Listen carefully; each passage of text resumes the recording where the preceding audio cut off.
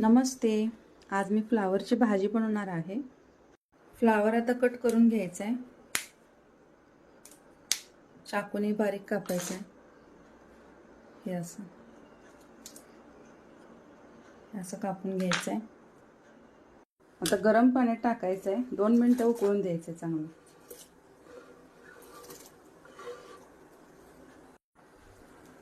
आता काढून घ्यायचं आहे फ्लावर.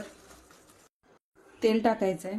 जिरे टाकायचे, मोहरी टाकायची, कढीपत्ता, कांदा टाकायचा आहे. आता टमाटर टाकायचे. टमाटर चांगलं भाजून घ्यायचं. मीठ टाकायचं आहे. लाल तिखट 2 चमचे, हळद टाकायचे, धने पावडर मिक्स करायचं.